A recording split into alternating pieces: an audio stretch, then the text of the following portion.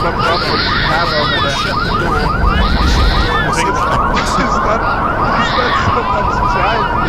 I think it might be flying past him. Wow. That was A for effort, sir.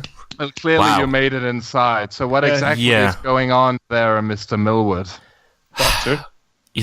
First, well, no, I think going outside means that I forfeit. I botched the introduction. You get to rescue it now. Sorry, I'll shut up. You just my name is Gareth Millward, and I am joined by my lovely co-hosts Frederick Olsen. Hello, hello. Trolls Plymouth. Hello, hello. And this is season 4, episode. What are we on to now? 6? 7. 7. So this series has been going on for quite a while, and we've actually managed to keep up our record of having a guest on each week. And this week is no exception, and we were in no danger of not getting a guest because we have the beautiful Richard Cobbett with us. How are you doing, Richard? I'm doing great, guys. How are you? I love the fact that if you look at Richard's Skype avatar, he's just sitting there reading a book. And I'm imagining that's actually how he's seated right now, just staring intensely at this book and being kind of distracted by the podcast he's doing. I only need half of my brain for this. It's fine. That's true. This is exactly... I'm glad Richard came on because he doesn't like you, trolls, and we have some audio proof. I'm Richard Cobbett, again about 15, 16 years of games journalism for more or less everyone who would pay, and more recently doing quite a bit of sort of actual proper games writing and so on.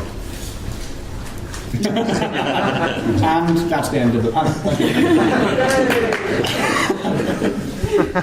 Don't try and clap us into an early lunch. Bloody Space Quest historians. What we've got here. There we go. Bloody Space Quest historian Trolls Plymouth. I actually missed that in the flesh, or maybe I was just too wrapped up in myself to notice. That's the last time I do a shout down to someone in the audience. I was actually quite intimidated because I think I'm the one who started clapping, where Alistair just looked at me and went, "Don't clap us into an early lunch." Jesus Christ, I'm being assaulted by Ginger Jesus in a moment. I think the entire Adventure X was just one of those washing over you experiences. So I didn't actually. I thank you for shouting me down. Well, welcome.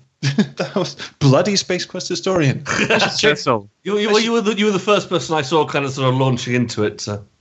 Yeah, Fred always manages to hide behind my back when I pull stunts like that. He's actually the one instigating it, and then he just starts whispering in my ear, "Remember, I have that photo of you."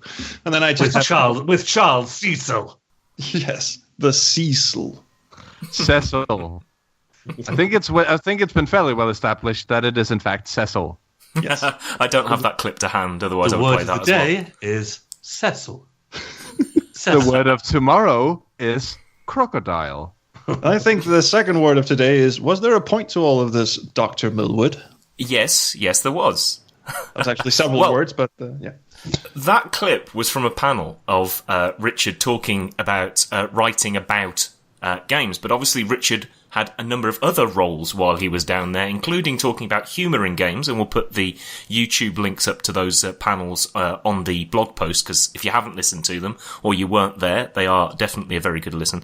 But Richard he was also the knight of the flaccid balloon penis of a red complexion. And wasn't the less the official said about that, the better. A very memorable evening. Well, for those of us that weren't drinking, it might have been memorable anyway. But Richard has also done some writing for games, and so the idea of this episode was to talk about people who have written about games, people who have written for games, and whether those two skills overlap. So, that's basically why we're here. But we didn't give you a proper introduction, Richard, so would you like to explain who you are? Yeah, absolutely. I'm Warren Spector. I'm the sole creator of Deus Ex. No, I'm Richard. I started. You're Phil Spector. Warren Spector, damn it. No, I started writing about games about 98, 99, kind of originally mostly just for fun on a website that thankfully no longer exists. Started doing it professionally. Archive.org. Will not help you. I've checked. Started kind of doing sort of professional sort of journalism stuff at the start of the millennium, mostly working on very boring magazines with names like PC Plus, and kind of doing freelance games journalism on the side for, Gamer, Format, more or less anybody who would pay, even Zone a couple of times, but not very often. And very, very occasionally some of the console mags, but mostly PC-based stuff. And I dearly hope your old employers are listening to you calling them boring, or was it just the magazines? Some of the magazines were great, Plus was a little bit dull. And I was on it for long enough that I think I can say that. And it's dead now, so nobody cares either way. Yes, but you just lost a few LinkedIn connections. I don't think they're following me. And then, about 6 or so years ago, I decided to kind of quit the corporate thing and go freelance, so I could sleep longer in the morning, and yet ironically lose lots of sleep over never getting any work again. And so I've mostly been doing some freelance game stuff with a little bit of tech until the last couple of years, where it sort of switched to doing a lot more hands-on games writing goodness. Mm-hmm.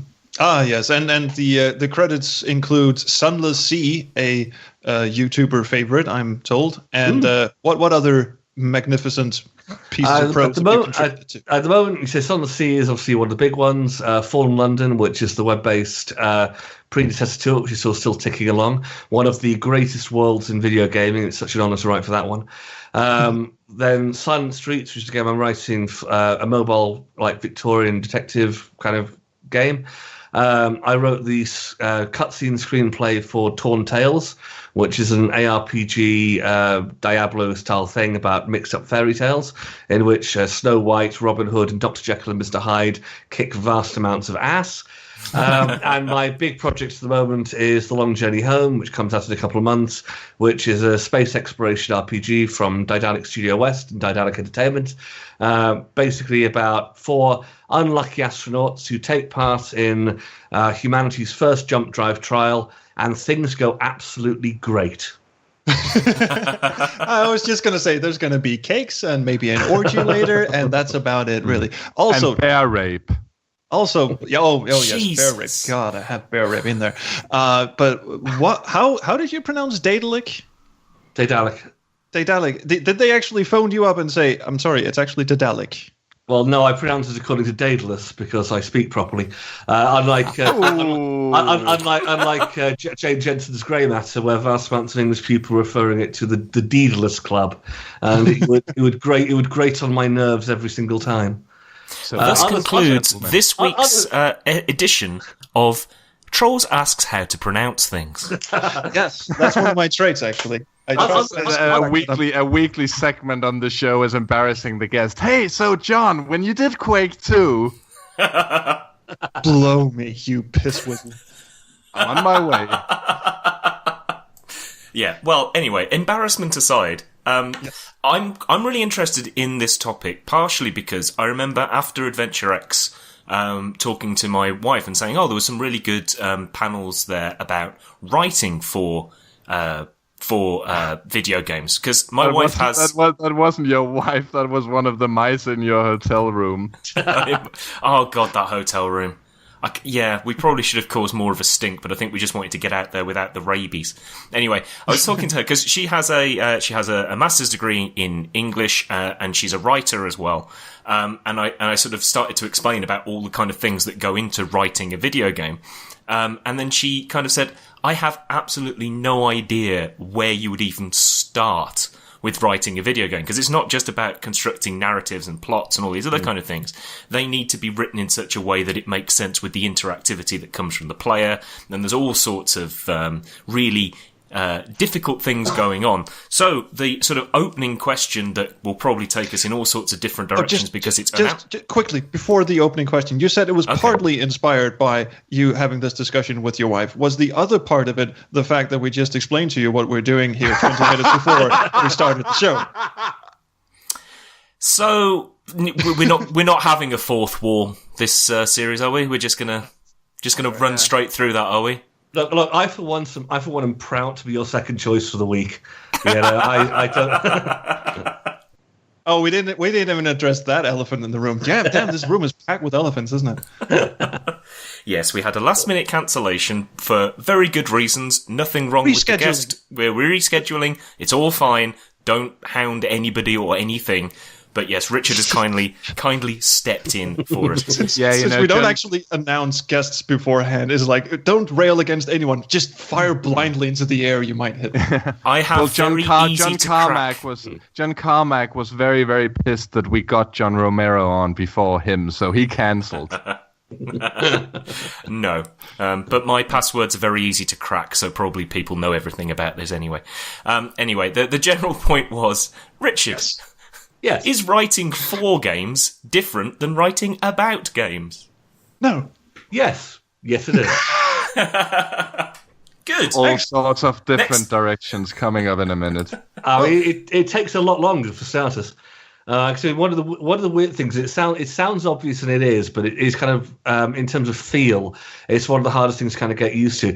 Is that when you're writing about games, generally you spend a couple of days with the game, depending on what it is. I mean, obviously, like a Telltale game is like 2 hours long. A role-playing game could be something like 30 hours. But nevertheless, your time with it is measured in days. Whereas when you're writing for a game, you're talking months and years. And trying to kind of adjust to that kind of time scale, especially one where you have to be fairly quiet about what you're doing most of the time, is really, really hard. Because you can't be on Twitter like every 5 minutes kind of sort of talk about what you're writing today, because it's all secret. It's like, people will see it when they see it. It's like, for the same reason you don't get a novelist kind of going, I just thought of the best twists of my novel, and here it is. And of course, there's generally a lot more rewriting and working with other people, and things having to be changed, both obviously because you edit them for quality, but also for technical reasons. We found out that actually that space could only have 20 characters in it, and all of your menu options are a whole paragraph. You have to cut down the text because the program is suddenly keeled over with undiagnosed botulism and had to be carted away. So we've got the assets that we need, and you can't actually write anymore. It's basically kind of it's kind of a sort of fight. It's like, kind of, can we get this in? But all of these other elements kind of have to be sort of taken into account. So for example, The Long Journey Home is about 160,000 words in total, which is like 2 novels worth of text. Pretty long journey. Yeah, it's a pretty long journey. And if I had my way, it would probably be twice that length. But I've said that to myself several times, but I've never had my wish fulfilled. Oh, but you're just not rubbing it hard enough. the genie bottle, of course, the genie bottle. I mean, but of course, if the more that you write, the more has to be translated, and obviously, when things are being translated, the translators then whatever their piecemeal rate is, goes up quite heavily. And so, let's say that there are these kind of practical considerations, technical, financial, editing, how much players are willing to sit through, because obviously they're not reading a book. They want you to kind of get to the point. And so, there's a lot of different elements which aren't necessarily impossible to kind of guess would be there, that people don't normally think about when they're not doing it. A really good example is a few years ago, I was talking to Andy Walsh, who's like one of the biggest names like for writing over here. He's like kind of the if there was any kind of gathering of UK games writers, Andy will probably be at the middle of it. And we were talking about the Writers Guild, I think it was the Writers Guild's Games Writing Award, which is a yearly thing. And unlike the American one, I believe, you don't actually have to be a member of the guild or anything to write to win it. So it's fairly open, and kind of the rules are fairly open. And we were trying to decide what qualified as a competition-ready game. So obviously you have something like, I don't know, Batman Arkham City. You've got a solid narrative, you have a screenplay, you've got characters, you've got plot. But in practice, what a lot of games writing is the stuff which people don't think about. It's the big Excel chart full of 1,000 different ways of saying, shoot him! Or he's over there! Or he's reloading! And in this case, we were looking at, I think it was a rally game, where basically the entire script was just sort of variants of, turn right in 200 meters! Turn left! Quick! There's mud! I'm writing for CPS. And you end up with this sort of question of while you can't really kind of sort of play those barks to somebody and say this is like an example of kind of, the high quality of writing. In practice, it is. Because that is what much of games writing is. And actually some of the hardest stuff is coming up with 10 different ways of sort of saying the same thing. Yeah, so, and you mentioned some really good examples there. And I mean, the Arkham games go a long way to really personalize the thugs that are standing around in the winter weather talking about what will Scarecrow's next move be. Did you hear about what the Joker did? Have you seen the Bat? Gotham City or Arkham City in some of these games really comes alive. Right, and obviously, and again, this sounds like a stupid thing to say, but again, people don't really think about it. Someone had to write that. If you get the Arkham City script, which I have a copy of, that's all of the cutscenes. It's all of the sort of stuff you sort of see in game, and that's probably going to be your main writer. I think Paul Dini wrote Arkham City, but I can pretty much guarantee that Paul Dini was not sitting there all night thinking of 100 ways of saying "Get the Batman." I was actually surprised at two things here. One, that there actually is a Games Writer Award, because much of Adventure X was spent lamenting the fact that writers just don't get the recognition they deserve. And rightly so. I mean, it's an important part of, the game playing experience is that there's something interesting happening on screen.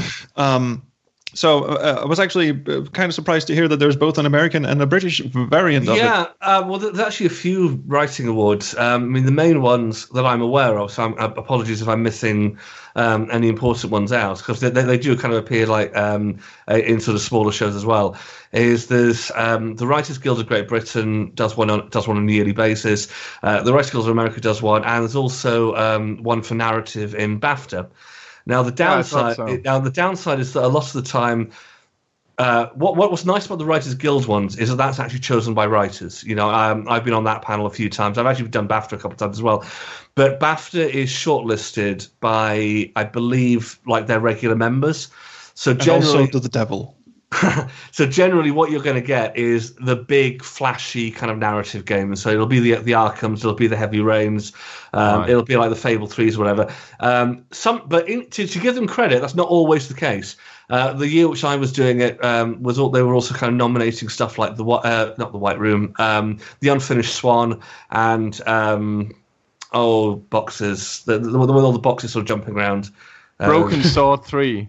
Yes, that's the one.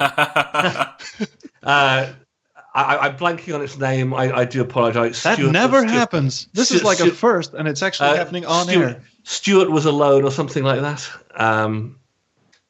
Stuart was alone. No. Yeah, Thomas was alone. I've played. Thomas was alone. That's it. That was actually up there as well. Shit, that was nowhere near what I was thinking of. Okay. But this is the trouble. The trouble is that a lot of the time, that's sort of like a general kind of narrative award. It maybe kind of goes to the company, it kind of goes to the lead writer.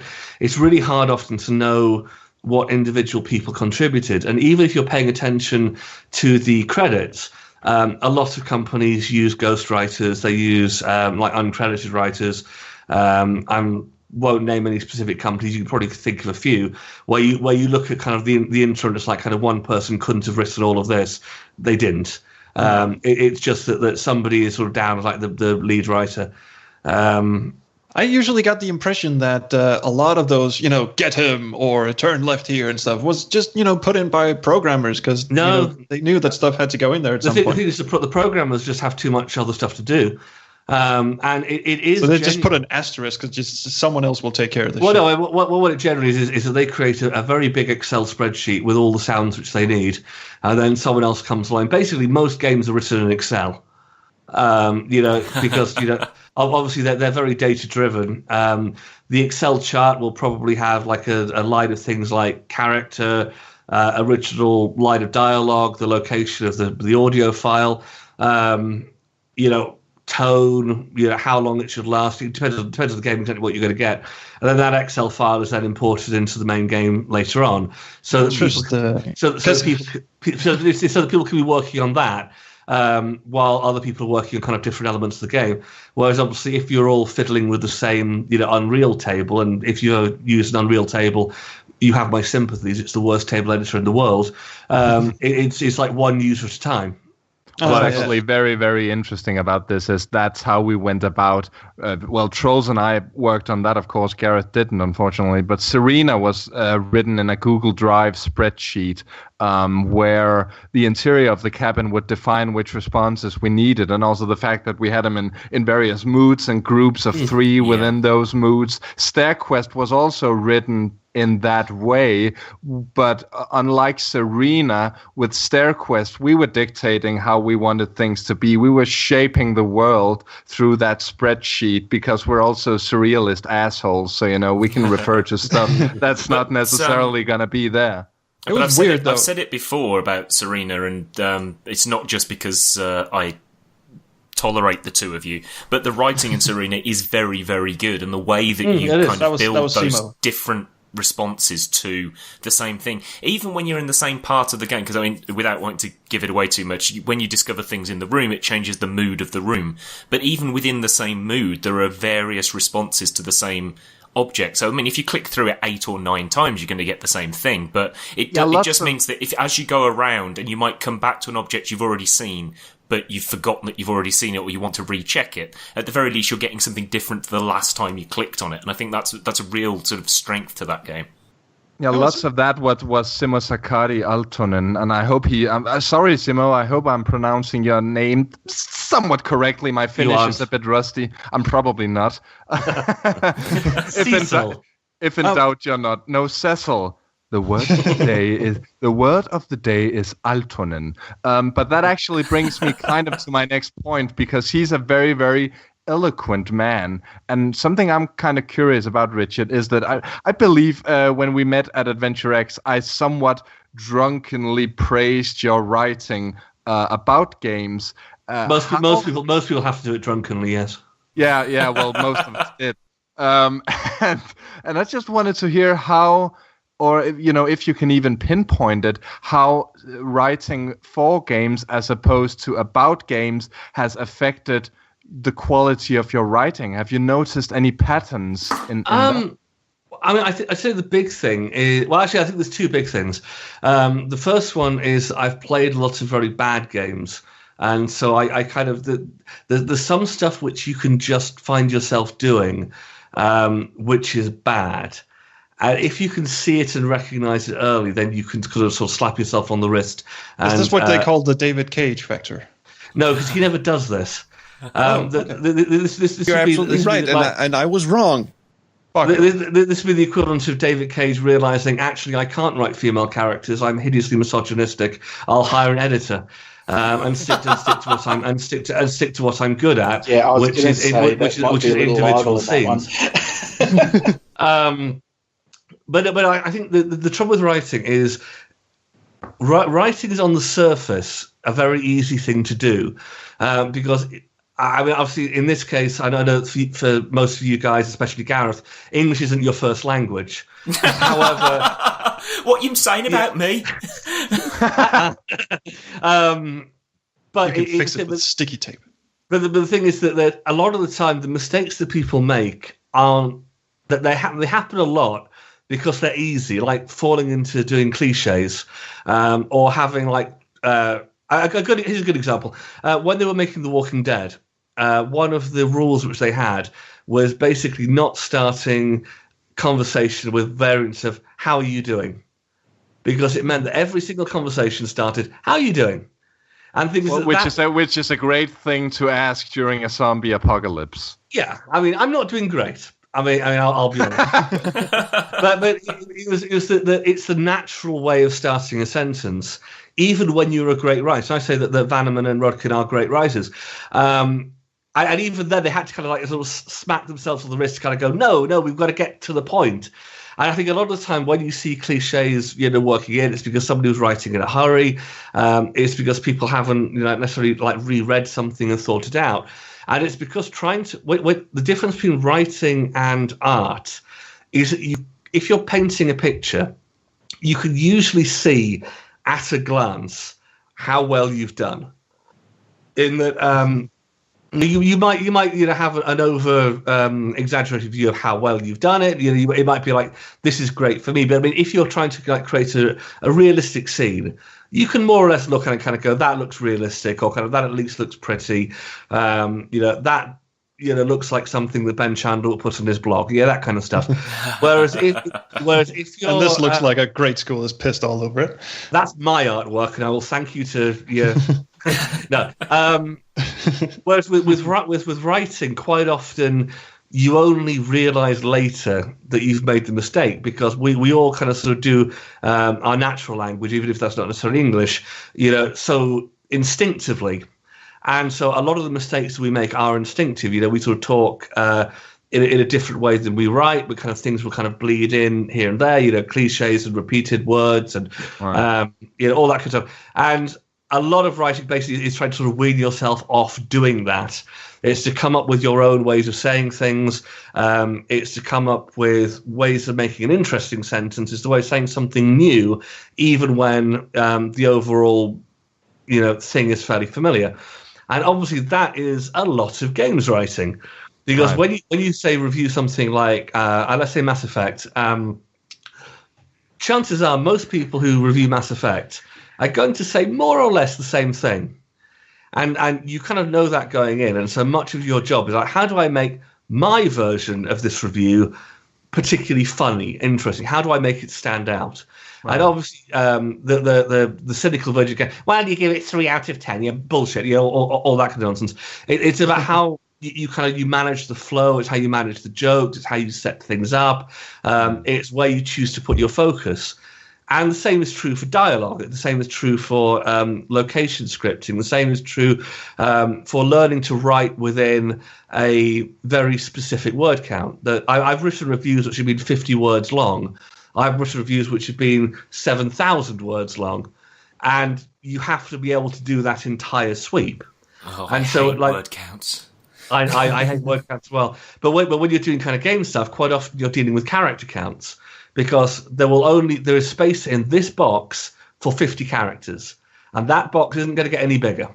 Mm-hmm. Or when you're talking with an alien, you might have if I have one sentence, then it will take 2 seconds to appear on the screen. If I have what I originally planned, it might take 10 seconds to come onto the screen. And there is pretty much nothing that people want to do less than sit there while your words of genius tap slowly onto the screen, a character at a time, building up to some great punchline that, in fact, by the time it appears, they're already reaching for their Coke or, alt-tabbed out to Twitter or so on. Well, that's a good point, actually. That's something that Alistair brought up when he was talking about the writing for Nelly Cootslot, that they deliberately tried to keep their dialogue lines as short as possible, because otherwise the person playing the game would either just start clicking through it, or they would read the words before the punchline was said, and therefore it would lose all of its impact. So it's good to see that the same kind of themes keep coming up. Yeah, so it's also that most people instinctively write in the passive. Yes, I had to. Yeah, sorry. No, I've just got visions of my PhD supervisor putting red pen all over my work again.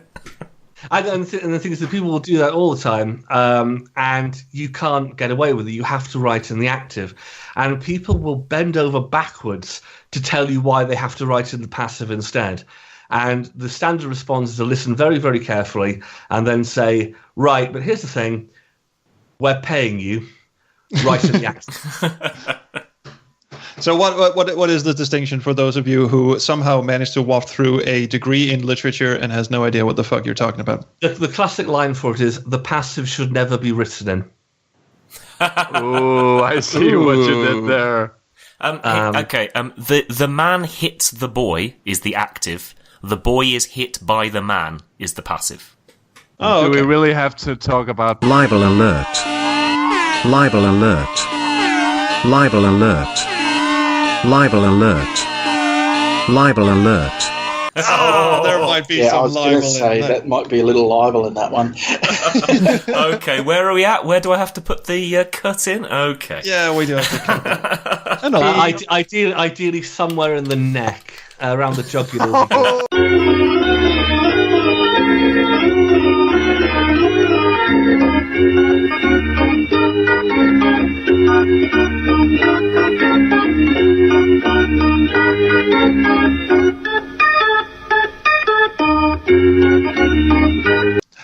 Actually, interesting points about brevity, because we also had the talk about games writers getting carried away with too much dialogue. Ragnar Turnquist, if anyone is interested in where that libel alert goes.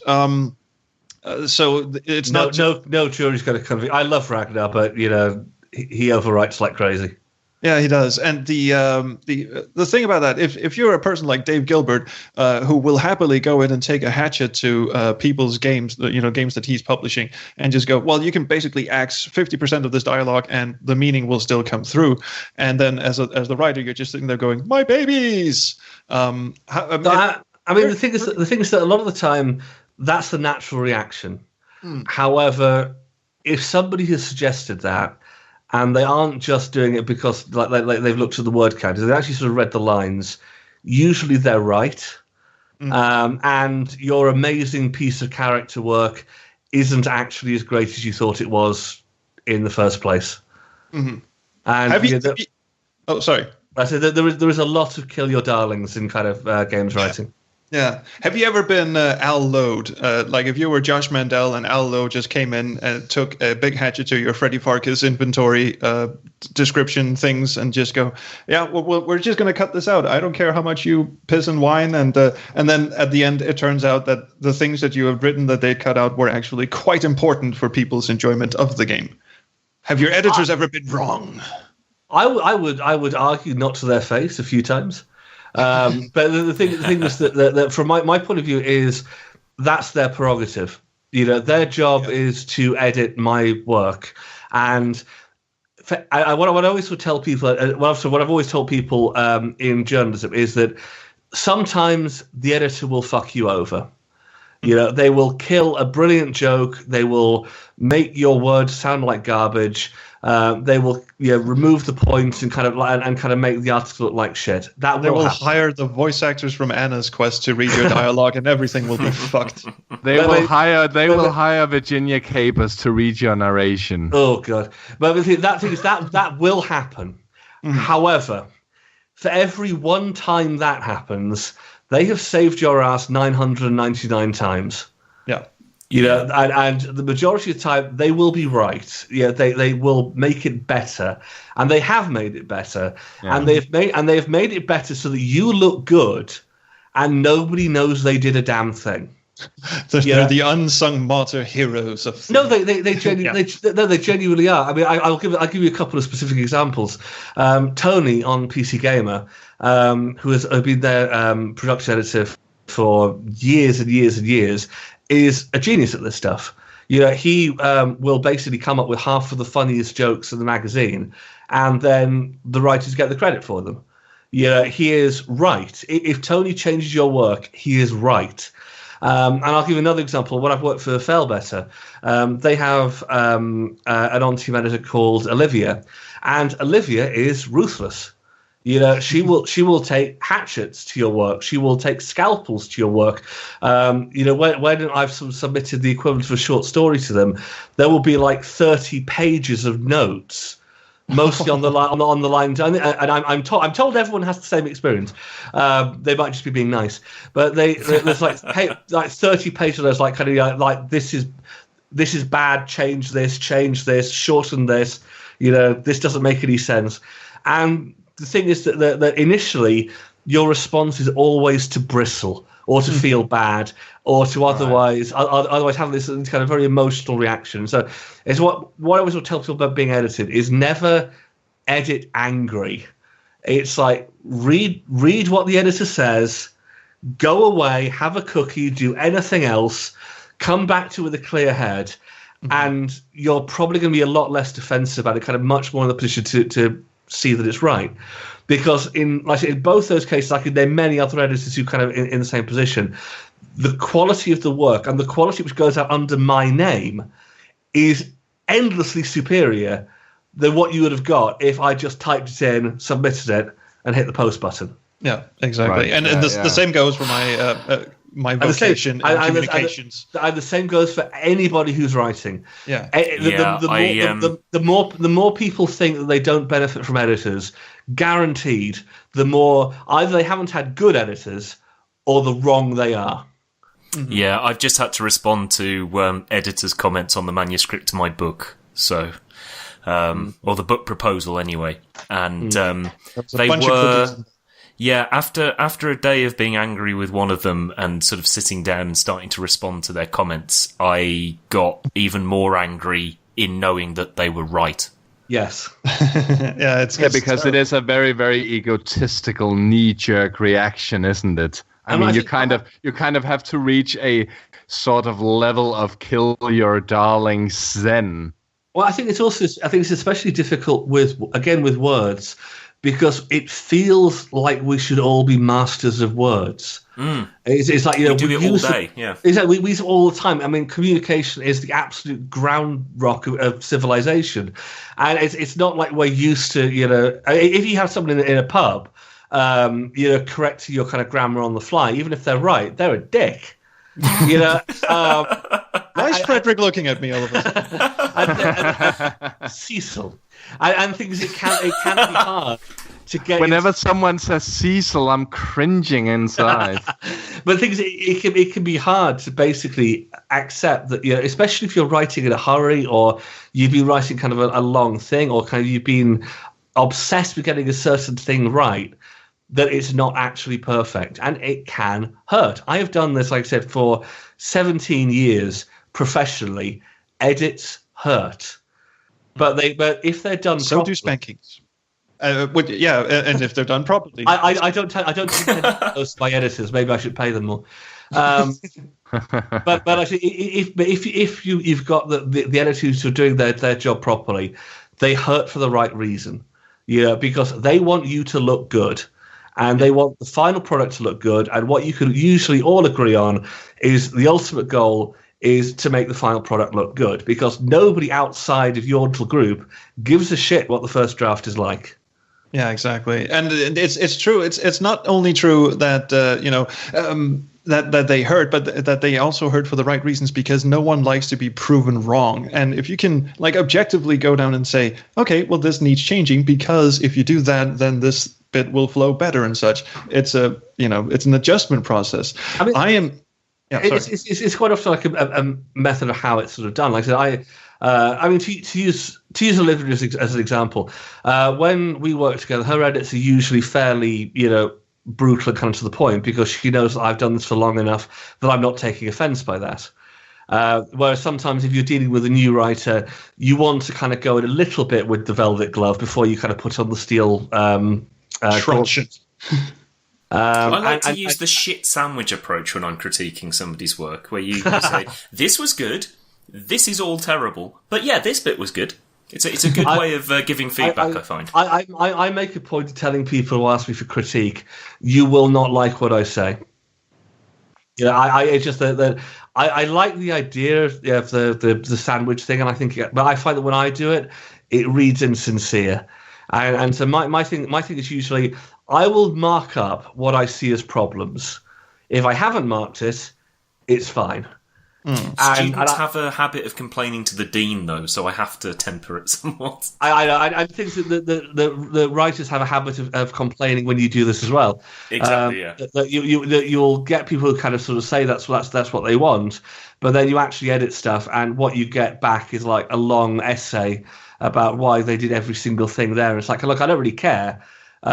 This is my feedback. Feel free to throw it in the bin if you want, but this is me trying to help. And you kind of asked for it, so yeah. And things that generally, I think it's always worth noting that if somebody bothers with that kind of treatment, it means they give a shit. The editor who doesn't give a shit says it's fine. And it's not fine because nobody's first draft is ever fine. It might be adequate, it might be okay, but it's never going to be as good as after someone has really raked it over. And things a lot of the time, people have very little experience of being edited, or again, kind of working within like a group, and it varies a lot for each individual project. So, for example, with The Long Journey Home, I'm the only native English speaker on the project. So basically, and the guys who are working on it are really good at English, but they're not native speakers. So for the most part, the script is do whatever you think's right. We don't have like a separate editor. It's just me kind of doing the best I can. Whereas if you go to someone like, say, BioWare, they have whole processes in place. They will have meetings where they will just go over one person's thing, and as a group tear it apart and rebuild it. Mm-hmm. And obviously, if you work for TV, if you're a freelance writer working on your own, then maybe you submit something, you either get a yay or a nay. But if you have like the US writers' room system, then your work is going to get trashed. You're going to be sitting in a room with people who are incredibly glad to rip apart your work because it's not their turn today. I think there's one point to be brought up, because I know that our good friend Sean, who keeps warning us when we've committed a little bit of libel or when thieving cunts owe us money. But one of the critiques he had of one of our episode with Alistair was this idea that there's one way of being funny, and of course there's no one way of writing either. My way is the one of being funny. But when an editor says that they're making something better or that they're critiquing something to make it better, obviously what the writer has written is good for them, for their specific purposes, for what they're trying to do. What the editor is there to do is to go, but this isn't just about you feeling good about yourself. We are a magazine, we are a games producer. This is what this writing needs to be to do the job that we need it to do in these specific circumstances. It is, but it's also refining it in that most people are sloppy writers. In that there are always words that you can kind of sort of tweak and tone and a lot of the time you can have things which don't actually say what you think they said. There's quite a lot of cases, for example, where somebody will kind of get back to you on, you do know how offensive that potentially is. and I think it's not necessarily something which is intended to be. I'll give you a good example with Fallen London. This isn't really an offensive thing, but it's that a lot of people, when they write, will default to male unless there is a reason for the character to be female. Now, in Fallen London, there's a first of all, in Fallen London, you have a massive male and female player base. It's one of the most inclusive games around, and that means that when you're writing, you can't say something which is going to contradict the player's view of themselves. Now, that could be, for example, you run your hand through your hair. They might be bald. You put the sheet of correspondence into your pocket. They might be wearing a dress. There are all of these they gaze longingly at the sun. They might be blind. My wife's major criticism about female fashion is that there aren't enough pockets. I have to listen to this critique endlessly. She's not wrong. But the thing is that with Fallen London, you've got like the obvious kind of sort of male and female stuff, which kind of doesn't actually come to mind. But also the audience has like a fairly large, for example, trans population, and it's very. And if you kind of when you first sort of sign up to the game, initially the first thing it asks you basically is for your gender. And it's like, I am a gentleman, I am a lady, or it's, my dear sir, there are people walking around Fallen London right now with the faces of squid. Squid! Do you bother interrogating them about their gender? And yet you waste my time with impertinent questions about mine? It is none of your business, sir. Good day. And that I said good day. That's really an option. That's really an option. And then Son the Sea again took it further. So with for a whole page of text. No. It's simpler because you choose a mode of address, and it says specifically, this is how people will address you. Your actual gender is up to you. So if you want to be a female character, it's called Sir. That's absolutely fine. If you want to have a gender neutral one like My Lord, that's fine too. It goes down to the extent that if you have a child, there are 3 different options, and they're completely unlinked to your choice of gender at the start of the game or your choice of address. Basically, if you have a child, you get a pop-up which says a letter is received, and it can either be from you to your lover saying, I've just had a child, you're at sea. It can be from your lover to you saying, I've just had a child. Or I think the third one is your lover saying, I've just taken in a foundling, so we've adopted. And there's a secret fourth Easter egg where a parrot just flies onto the ship and goes, look what I found! And it's carrying a baby in the talons. Not so much. But the thing is that these choices are important. And if you go onto Tumblr, what you'll see quite a lot is that people really appreciate this element of the game, that it's not forcing them into the sort of standard gender binary, that it allows them to kind of role play these far more complicated characters, these sort of far more less catered for positions. And so when writing for both those games, one of my big fears is I don't want to break this. It's like I don't want to sort of have the thing which takes away somebody's world in which they kind of feel safe. They feel like they can be themselves by some shitty joke or throwaway line or accidental supposition or anything like that. Get the libel alert out. Oh, so this is why you're working for Daedalic now, is to sort of calm their ass down on this front. The word of the day is Daedalic. Well, Hi guys, can you make this less racist, please? There's a gay character in The Long Journey Home, and the fact that he's gay is almost never brought up, and that is very deliberate. His plot involves other stuff. There's also another character who's bisexual, and the way that we handle that is that there's a particular ruin you can kind of go, which is a bit like a Lotus Eater machine, to use the kind of the classical way. It puts people into a fantasy of what they want. And this character, basically, when they go into the machine, we flip a coin. And if it lands heads, then they have a dream about being at university with a girl. If it lands tails, it's the same dream with a guy. And that is the only time it's ever brought up overtly. And so each time you play through the game, you're only going to see like this one kind of minor example. And other than that, it's just not brought up. It's there, it's part of the character, but it's not important. And like I said, I can give you an example of how easy it is to screw this up. It's Spycraft, the great game, which is actually quite an okay game, despite the title. But I like Spycraft. I like Spycraft a lot. I think it's, as an interactive movie, it's pretty effective. And one of its more progressive elements is that the main character is only ever referred to as Agent Thorn. And, so character will refer to you as Thorn, Agent Thorn. Hey, Thorn, come and look at this. You never see yourself in a mirror. You never see yourself in a mirror. You never... Thorn, come and feel this. Is this milk spoiled? Not quite, but you never kind of get any more information about yourself than that, except once, which is if you accidentally kill somebody that you're not meant to, the cutscene, it shows you being thrown into a men's prison. Ah, well... Yeah, okay. They should have just tossed them in the ditch somewhere. That's a pretty awful fate, no matter if you're a man or a woman. It is, but I mean, in this case, you can just imagine them playing through it, and then just somebody getting to that scene. It's like, oh shit. I mean, I don't even think it's filmed. I'm pretty sure it's stock footage.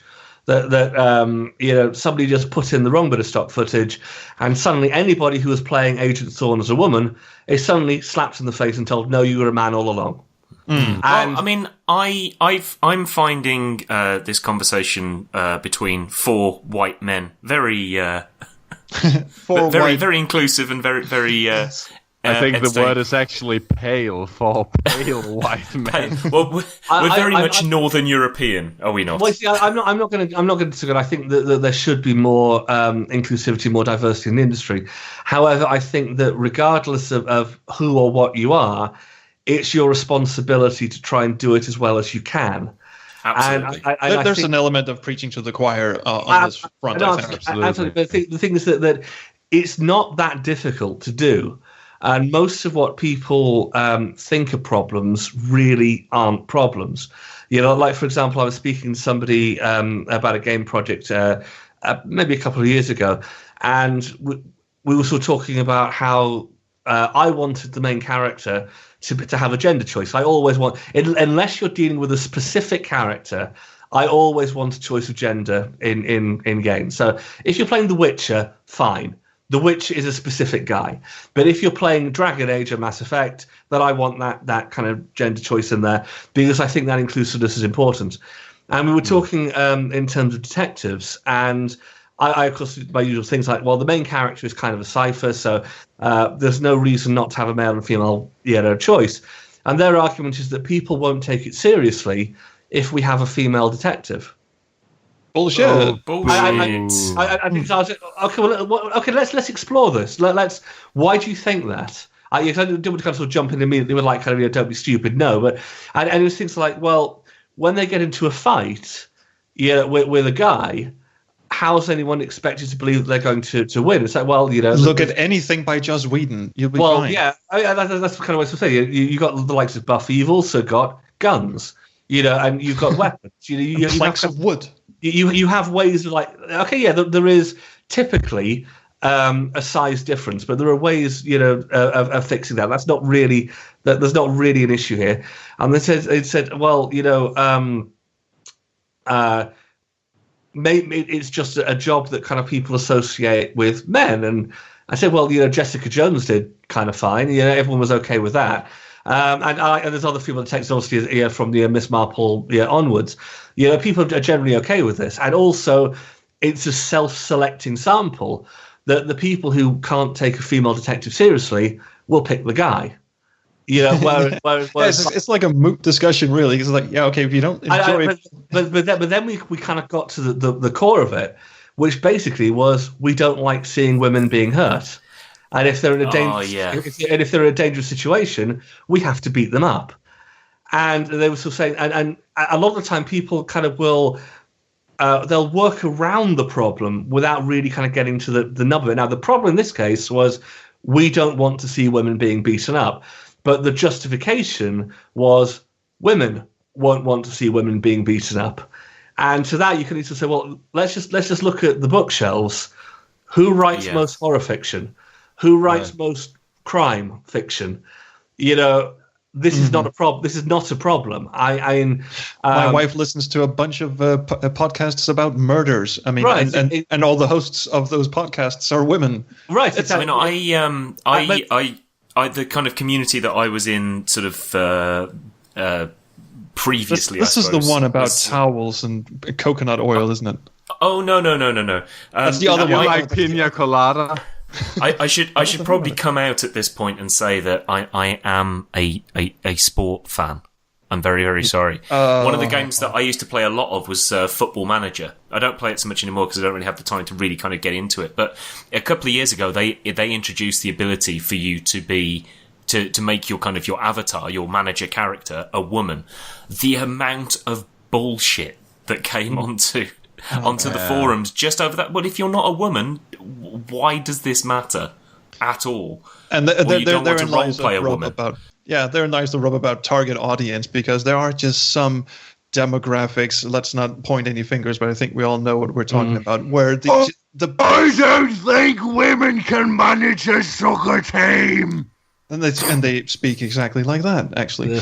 Yeah.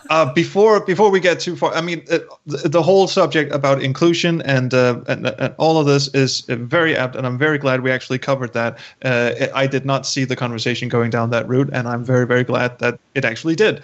Because you guys explained it. If I just tie back into the original subject there. Part of what being a writer on a game is quite often having those arguments. It's basically that you're probably the person who cares most about the narrative on the project. Not necessarily. Yeah, and especially kind of large projects, you'll quite often have like the somebody else will kind of come up with the plot line. They might have come up with the main character, but generally on like a beat for beat level, you're probably the one who is fighting hardest for the narrative. And quite often you're fighting for stuff which is extra work. You're fighting for stuff which people might not necessarily want to do. And you're fighting for a lot of stuff, basically, because if you don't, no one else is going to do it. And like it's why a lot of the time we end up with this sort of clash between writer and narrative designer. which that was an important distinction that was brought up at Adventure X, and I remember there was actually some quizzical looks in the audience about what's the fucking difference. So we might want to briefly go that, and then I have a quick point at the end because we are coming up on the end. Yeah, sure. Well, I think who does narrative design rather than writing, because if you say writing, that's kind of, you're sort of sitting there, you're kind of filling in a document. Maybe it's a script or, some, law or whatever, and that's kind of sort of straight up writing. However, generally, the job is wider than that. It's not just telling a story, but it's telling a story within the confines of the game and what the game allows. So, for example, it can be coming up with ways of telling the story outside of cutscenes.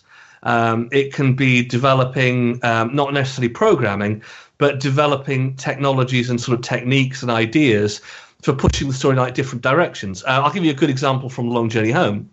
One of the features that we've got is that the crew that you pick chats a lot over the course of the game about life on board. And they chat about life on board. About I got a very small chuckle. Sorry. Yeah. About life on board ship. And so sometimes with things like, I'm bored or I'm hungry. It's a little bit more interesting than that, thankfully. But quite often they have conversations. And here's kind of where the narrative design comes in. The scripting engine, which handles their conversation, doesn't actually know who's alive. So just walks up to some dead person on the floor. How's your day been? No. The way that it works is that we kind of split the lines up between different topics. So everyone, for example, has about 9 lines which are classified gossip. Now they can say gossip at any point kind of during the journey.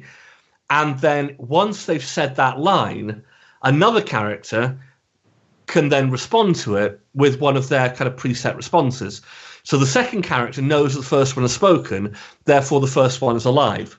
However, the first character doesn't know which of the other crew members are alive. So if we could have, for example, Zoe's laptop is guessing. So say, people try to bit of better example of that. No, let's use that one. People keep on using Zoe's laptop. No matter how often you hit refresh, you're not going to get the internet. That line obviously is clumsier than one in the game, but that kind of works. Mm-hmm. But if the same character says, "Zoe, can I borrow your laptop?" Zoe could be dead. And so we have basically about 50,000 words of like crew dialogue, which has to be written in a way that it can be triggered appropriately and make sense, regardless of the world state. Regardless of whether that person is dead or not. So some of those lines... Well, no. There's no problem borrowing her laptop if she's dead. Then she's no use for it. Yeah, but you can't directly ask her about it. Or you cannot refer to... That's the thing. You couldn't just go out and say something that might be construed as offensive. Oh, we dearly miss Zoe, but man, was she crap at minding her laptop. Kind of. Technically, we could do that. But the other thing is that we don't know if the laptop's still on board the ship. Because it is at the start of the game. It's like a keepsake where a few of the characters have brought on souvenirs. But if you encounter some alien races, they might scan your cargo and demand it. So we then can't have any lines about Zoe's laptop unless they're specifically attached to Zoe's laptop. So hey Zoe. Oh, well, I guess I can borrow your. Oh. Well, it's more that if Zoe's laptop is on board, then it's available for the other characters to comment on, and then again other characters can comment on that initial comment. I can see why Wadget Eye games are sometimes accused of being on rails. I mean, they're not. They do have an element of interactivity, but it must be much easier for Dave to just go, well, this is the story, this is what I can write. I don't have to worry about whether an alien might have the laptop or not. I thought for just a second... For just a second, I thought Gareth was about to spring into the Fresh Prince of Bel-Air theme because it sounded like he was going, and this is the story all about how. Gilbert was lazy. Hey, you know who else was on Fresh Prince of Bel-Air? Virginia Cabers. Well, you know what? I have to prepare for the Patreon exclusive this week now, don't you? the same thing I said applies to basically a lot of narrative design. So, for example, when I wrote the Torn Tale script, they didn't have a very big budget for doing a cutscene. So basically, it was like, it has to be this long. You can't just sort of sit down and like write whatever you want. When I was designing sort of the demo version of Silent Streets, that was basically creating an entire work of interactive fiction. Rather than just sort of writing the script for it. And again, the Long Journey Home, when we're dealing with the aliens, I've scripted most of the aliens. So it's not just what they say, but their actions, how quickly they get bored, whether or not they replace their lines with kind of other stuff that you've done, what they do if you raise weapons on them, all of that kind of stuff is all handled by our conversation system. And so while other guys have also contributed to that, when building the quests, a lot of it has just kind of been, might sort of say, well, I don't just want them to say this, I want them to do this, and in order to make them kind of feel more alive. And that can be as simple as, if you're in a fight with somebody, then you can surrender, and they'll say, well, okay, we'll accept your surrender, but first you've got to give us one of your crew.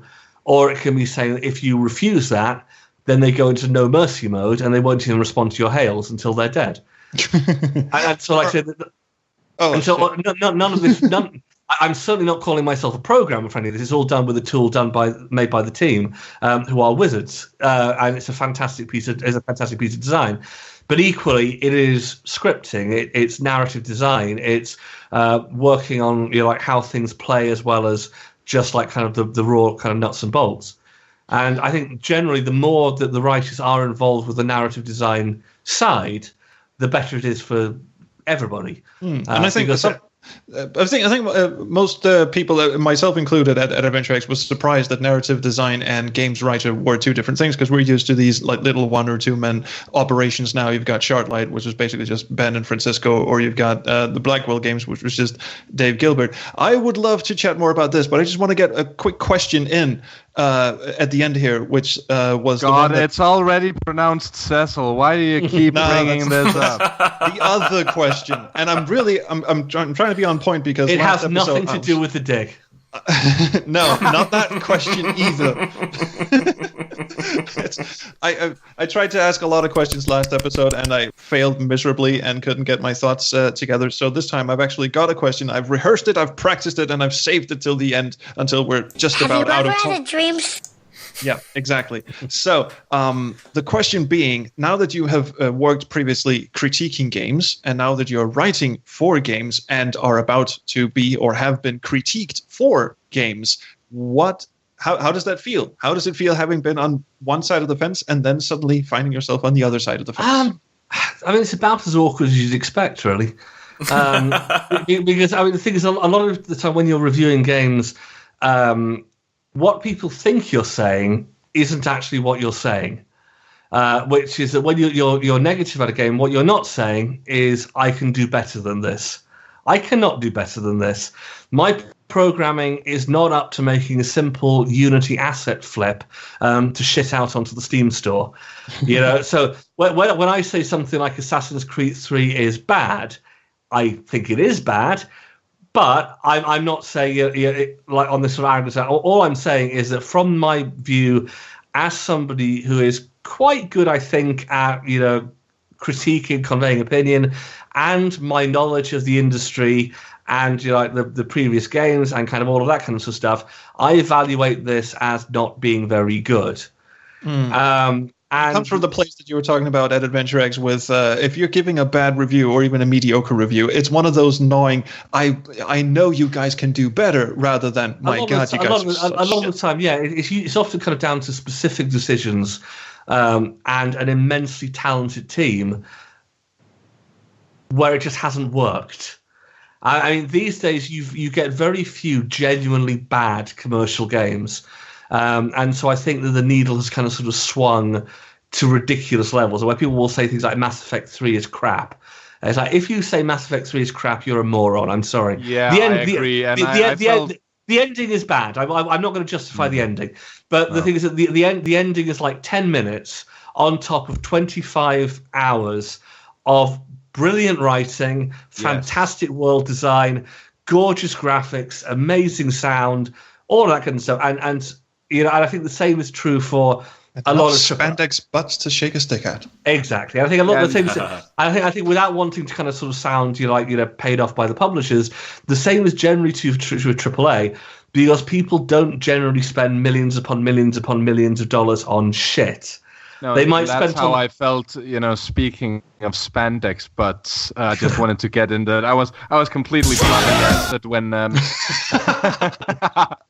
oh yeah! Do not adjust your listening device. I was completely flabbergasted when people started raving about Arkham Origins being crap, because it wasn't crap. No. It was not up to the same par as City, but it was a very, very good game. And the thing is that with something like Arkham Origins, what generally happens is the one thing becomes the flag which everything sort of spins on. Like the problem with Arkham Origins is the controls aren't quite as good as Arkham City. Agreed. That is the main difference. Arkham City has a fluidity and a flow to it, which Origins doesn't. Everything else in Origins is fine. City is more exciting. City is a better story, told better, but Origins is not bad. And but we do kind of have to seem this. We seem to have this culture where if it's not 10 out of 10 would play again, make all the memes. I think we'll say it's Jesus. Yeah. Well, I think the problem is that everything is advertised to such great extent that kind of we expect perfection, and everything is competing with so much stuff. This year, Peter Molyneux will make you his bitch. But I mean, everything's competing with so much stuff that nothing short nothing short of perfection, feels worth our time anymore.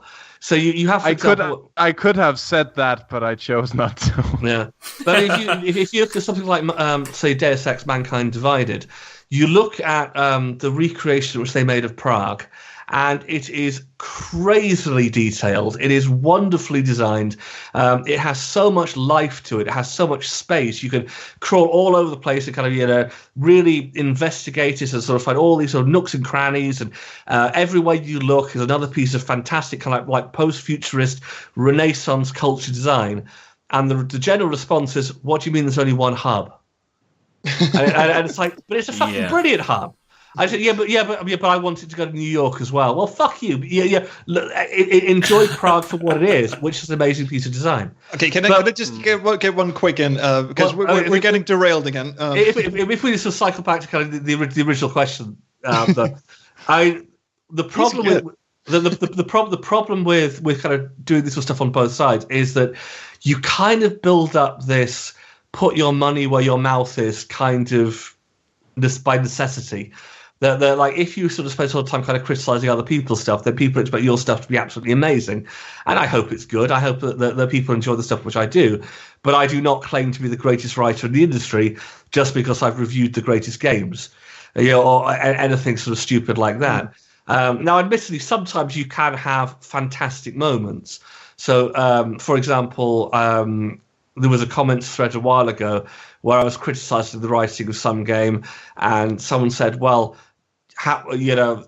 show me where you've done better," and I was able to reply, "Sun the sea, bitch," and link them to that.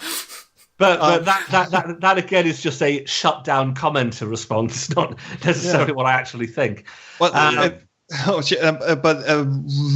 Shit! I'm trying to get the words out here. I love how whenever we have this Facebook chat going on the side, just so we can make notes for how to edit. And Trolls is always going, "Can I get one point in?" And everyone goes, "Well, sure." And what we get is, dinosaurs. Trying to get live will find a way. What am I working on? I'm working on these teleportation pods. Teleportation. Oh my god! I think a fly may have snuck in with me. Have you ever heard of insect politics? Have you ever had? Fred, are you done? I don't want to have to just kick you out the chat again. Because he will do that, bitch. Anyway, you had another question.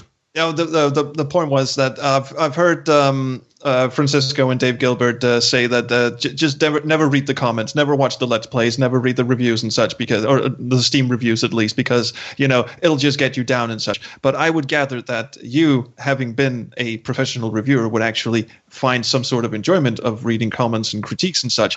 I'm wondering, what would your advice be for people who have who are making games and want I'm not to saying read anything. critiques to keep an open mind? I would say don't read the comments. Honestly. Oh, right. I think that either you cannot read the comments or you have to read the comments, and there isn't really kind of any middle ground. And I think where the comments are does make a difference. Yes. So for example, Rock Paper Shotgun is usually pretty nice. Other websites, I won't name them, but other websites kind of are rather more depressing. And Steam, I find about half and half. I think you get a lot of people who kind of just, fire from the hip and kind of don't really say anything of use. But I also think there's a lot of really funny reviews on Steam, a lot of really kind of good ones from people who have genuinely taken the time to put together a good review. I will say that everything I've made, I have watched so many Let's Plays of. I've probably spent, longer watching Sunless Sea LPs and streams than I spent on the project. I've watched Torn Tales played through about 6 times now. And I know, and like I said, The Long Journey Home is actually designed to be fun to stream. It's when I was writing the script. Obviously, you don't have to stream it to have fun. But when I was writing the script, it's like, let's make sure this is fun to act. So the aliens don't talk. I mean, they've got dialogue, but they don't voice. They're all. And when I was writing stuff for them to say, it was at least half in mind of like people who are streaming can put on silly voices and they can kind of have some fun, playing the parts. And I think that's really important because I think that it's fun. That's a much more mature way of going about it than us doing StairQuest, which was basically designed to piss LPers off. That's correct. The thing is, I've watched StairQuest LPs, and what amused me is how most of them seem to take it in stride. It's like kind of like the first screen is like, oh, I see what they're doing here. The second one is like, oh, that's evil, and then kind of by the end it's like cats. Well, that is probably the best place to end it, isn't it? Cats. Well, there is the Pony World 3 comments on Steam, which I like. I just want to get that in as my last word. We talk about Steam reviews being either very abysmal and sometimes a shit cesspit, and sometimes it's just comedy gold. And we were actually looking at this game Pony World 3 on Steam earlier today, and one of the comments was a not recommended one that says 700 plus hours and I can't get these horses to fuck. I just wanted to bring it up. No, whatsoever. Richard, I'm really glad we managed to get you on today. It wasn't planned for you to be today, but I'm pretty sure that we would have tried to get you on at some point during the series anyway, because there's so many things that we can talk to you about. It's always fun to talk to you guys.